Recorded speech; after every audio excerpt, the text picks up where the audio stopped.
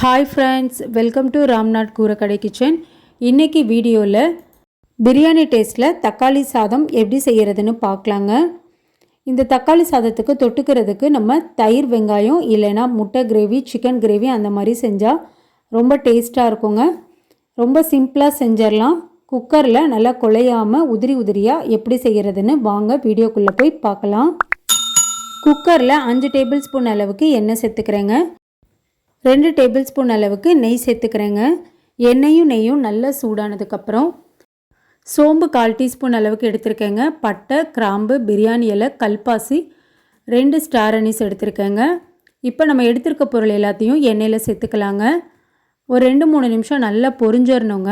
இப்போ நம்ம வெங்காயம் சேர்த்துக்கலாம். மீடியம் சைஸ் வெங்காயம் 4 வெங்காயம் சேர்த்துக்கிறேங்க. நீல வாக்கில் கட் பண்ணி சேர்த்துருக்கேன்.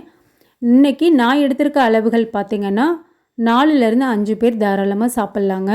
இப்போ வெங்காயம் சேர்த்துட்டு நல்லா பொன்னிறம் ஆகிற வரைக்கும் வதக்கிக்கலாங்க. இப்போ பாருங்கள், வெங்காயத்து கூடவே ஒரு பச்சை மிளகா நான் சேர்த்துருக்கேன். நீங்கள் உங்கள் காரத்துக்கு தகுந்த அளவுக்கு பச்சை மிளகா சேர்த்துக்கலாம். வெங்காயம் இந்த அளவுக்கு நல்லா கலர் மாறிடணுங்க. இப்போ இஞ்சி பூண்டு பேஸ்ட்டு சேர்த்துக்கலாங்க. 2.5 டேபிள் ஸ்பூன் அளவுக்கு இஞ்சி பூண்டு சேர்த்துக்கிறேங்க. இஞ்சி பூண்டு பேஸ்ட்டோட பச்சை வாசனை நல்லா போயிடணும். அது வரைக்கும் நல்லா வதக்கி விட்டுக்கலாங்க. ஒரு 2-3 நிமிஷம் நல்லா வதக்கியாச்சுங்க. இஞ்சி பூண்டோட பச்சை வாசனை எல்லாம் போயிடுச்சு. இஞ்சி பூண்டோட பச்சை வாசனை போனதுக்கப்புறம் 2 கைப்பிடி அளவுக்கு புதினா, 2 கைப்பிடி அளவுக்கு கொத்தமல்லி சேர்த்துக்கிறேங்க. மல்லி புதினா இந்த ஸ்டேஜில் சேர்த்தோம்னா டேஸ்ட் வந்து ரொம்ப நல்லா இருக்குங்க.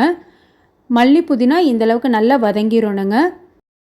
4 தக்காளி பழமாக கட் பண்ணி நல்லா அரைச்சி எடுத்துகிட்டு வந்திருக்கேங்க.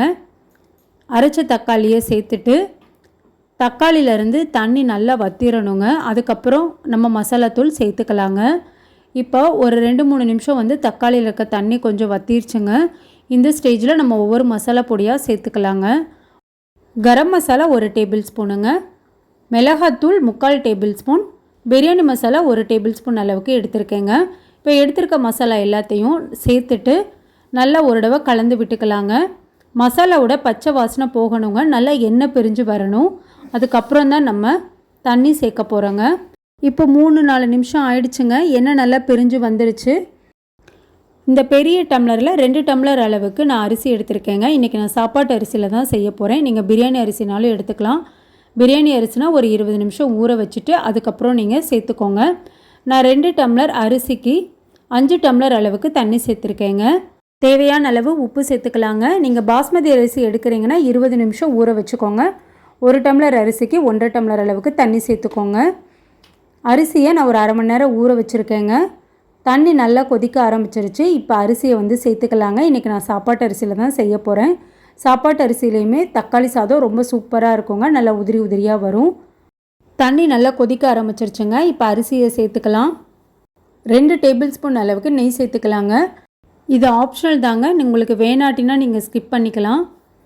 கொஞ்சமாக கொத்தமல்லி தழை தூவிட்டு மூடி போட்டு மூடி வச்சிடலாங்க. மிதமான தீயில் 3 விசில் வச்சு எடுத்துக்கலாங்க. இந்த ஸ்டேஜில் உப்பு வந்து செக் பண்ணிக்கோங்க. தண்ணியில் உப்பு கொஞ்சம் கரிக்கிற மாதிரி இருக்கணுங்க. அப்போ தான் சாப்பாடு வெந்து வரும்போது உப்பு சரியாக இருக்குங்க. இப்போ மூடி போட்டு மூடி வச்சுட்டேங்க. 3 விசில் வச்சு எடுத்துக்கலாம் மிதமான தீயில். இப்போ 3 விசில் வச்சு எடுத்தாச்சுங்க. தக்காளி சாதம் சூப்பராக நம்மளுக்கு ரெடி ஆயிடுச்சுங்க. வாசனை ரொம்ப சூப்பராக இருக்குங்க. சாப்பாடு நான் நல்லா எடுத்து காட்டுறேன் பாருங்கள். நல்லா உதிரி உதிரியாக இருக்குங்க. சூப்பராக இருக்குது. கொஞ்சம் கூட அடிப்பிடிக்கவும் இல்லை, குழையவும் இல்லைங்க. 10 நிமிஷம் தாங்க. குக்கர்லேயே குழையாமல் உதிரி உதிரியாக சூப்பரான தக்காளி சாதம் பிரியாணி டேஸ்ட்டில் செஞ்சிடலாங்க. கண்டிப்பாக நீங்களும் இந்த ரெசிப்பியை உங்கள் வீட்டில் செஞ்சு பாருங்கள். செஞ்சு பார்த்துட்டு எப்படி இருந்ததுன்னு உங்கள் கமெண்ட்ஸை எனக்கு சொல்லுங்கள். இப்போ தான் நீங்கள் நம்ம சேனலை ஃபர்ஸ்ட் டைம் பார்க்குறீங்கன்னா ராம்நாத் கூரக்கடை கிச்சனை சப்ஸ்கிரைப் பண்ணிக்கோங்க. பக்கத்தில் இருக்க பெல் ஐக்கானை கிளிக் பண்ணிவிட்டு ஆல்ன்ற ஆப்ஷனை டிக் பண்ணிக்கோங்க. அப்போ தான் நான் போடுற புது ரெசிபீஸ் நோட்டிஃபிகேஷனில் உங்களுக்கு உடனுக்குடனே வரும். இந்த வீடியோ உங்களுக்கு பிடிச்சிருந்தால் லைக் பண்ணுங்கள். உங்கள் ஃப்ரெண்ட்ஸ் அண்ட் ரிலேட்டிவ் ஃபேமிலிக்கும் ஷேர் பண்ணுங்கள். இனி நான் வேறு ஒரு இன்ட்ரெஸ்டிங்கான ரெசிப்பியில் உங்களை பார்க்குறேன். தேங்க்ஸ் ஃபார் வாட்சிங் ஃப்ரெண்ட்ஸ்.